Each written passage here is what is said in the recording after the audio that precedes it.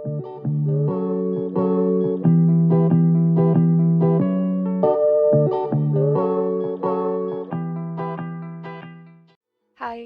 welcome back to my YouTube channel. It's me Lia. Finally, setelah 5 bulan gak upload video, kali ini aku buat video sekaligus menjawab pertanyaan tentang gimana sih caranya buat CV dalam bahasa Inggris, khususnya bagi yang belum punya pengalaman kerja sama sekali.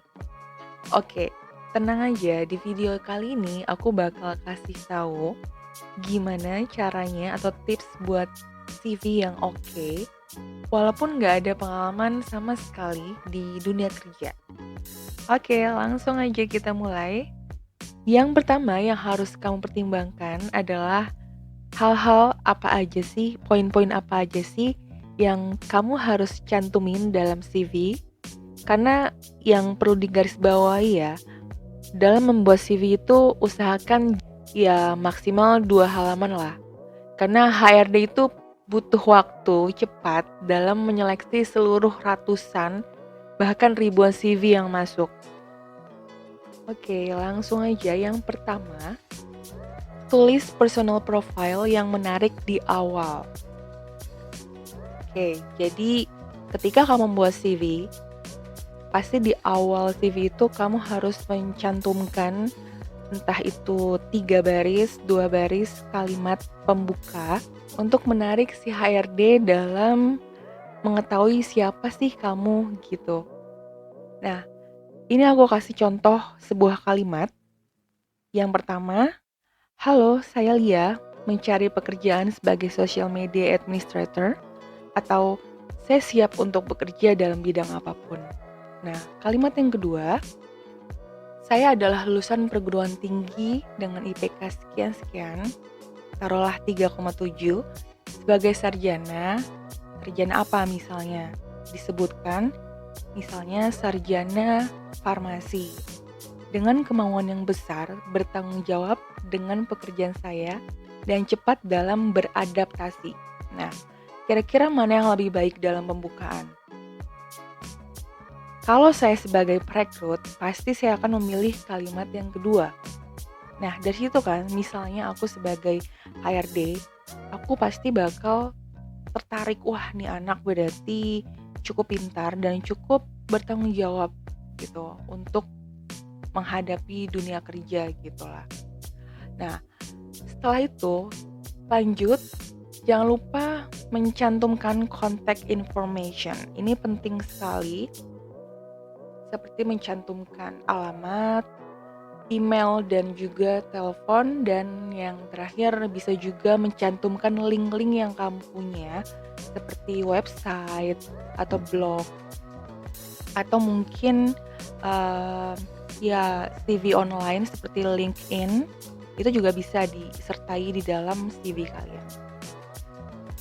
Jadi si HRD atau si perekrut dengan mudah menghubungi kemana kira-kira misalnya kamu bakal diterima di posisi tersebut. Oke, selanjutnya jangan lupa, ini juga nggak kalah penting, lengkapi informasi pendidikan baik itu formal maupun informal.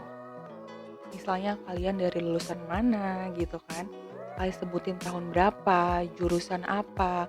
Kalau misalnya kalian baru lulus SMA, ya sebutin juga SMA-nya di mana, misalnya jurusan IPA atau IPS, bahasa, dan lain sebagainya.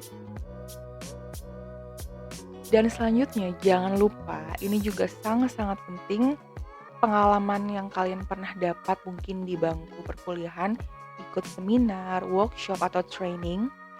Karena ketika kalian tidak punya pengalaman kerja, ini juga sangat membantu menilai plus.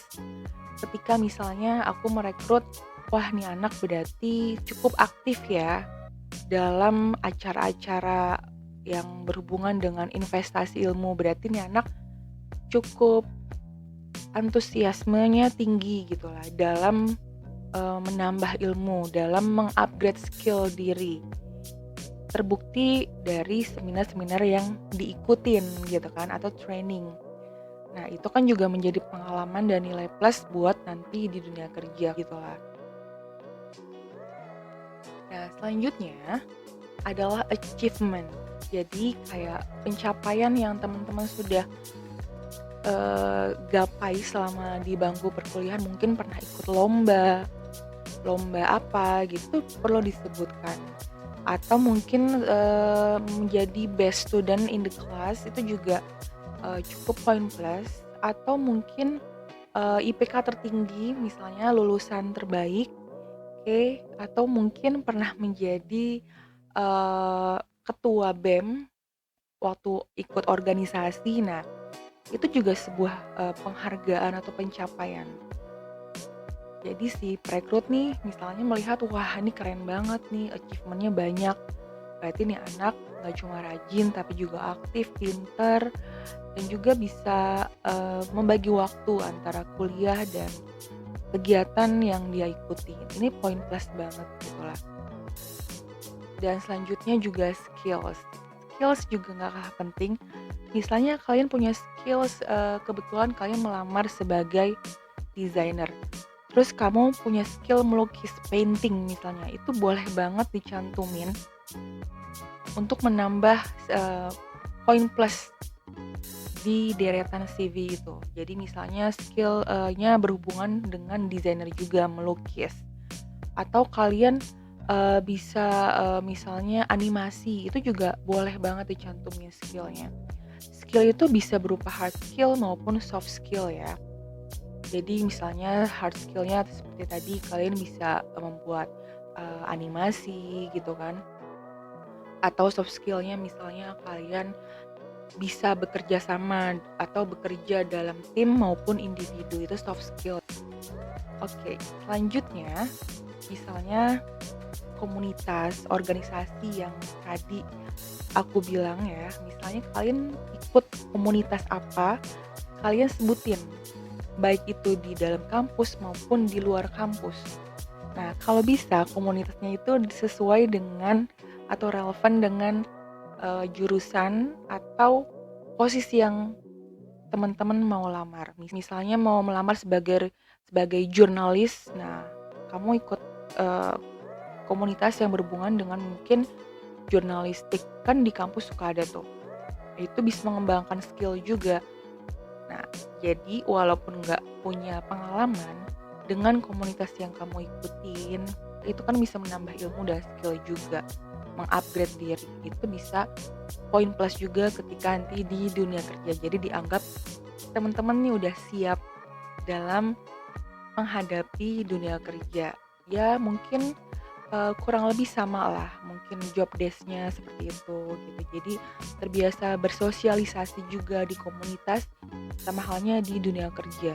Jadi ruang lingkupnya lebih luas. Nah, ini juga poin plus banget buat teman-teman semuanya. Dan selanjutnya untuk font text, ini juga penting banget. Please tulis banget teksnya yang simple, jangan yang aneh-aneh, yang gayanya aneh-aneh, jadi yang susah dibaca gitu ya. Yang simple aja, misalnya kalau diketik itu kayak Times New Roman. Nah, selanjutnya adalah color. Jadi usahakan warna dari CV kalian itu jangan terlalu banget bikin ya warna-warni yang kelihatannya agak-agak norak dan terlalu rame. Karena ini kan formal ya. Jadi ya kalau bisa variasinya cukup 2 warna, misalnya hitam dan putih atau biru hitam dan putih, 3 warna, jadi yang soft. Okay, the last one is the example of CV yang aku udah buat sesimpel mungkin. Nah, as I told you before, bahwa gradasi warna yang kalian bisa pakai ya sesimpel itu gitu. Seperti ini aku pakai perpaduan hanya 3 warna ya, dan itu pun yang soft. Nah, seperti yang di awal aku bilang bahwa personal profile itu penting banget. Di sini aku cantumin di awal di CV, di about me. Sebenarnya about me ini bisa diganti dengan personal profile atau about me, it's okay. Itu hanya variasi kata aja ya. Jadi nggak harus about me terus. Nah, di sini aku tulis hanya berapa kalimat. Misalnya aku tulis bahwa saya lulusan dengan IPK sekian.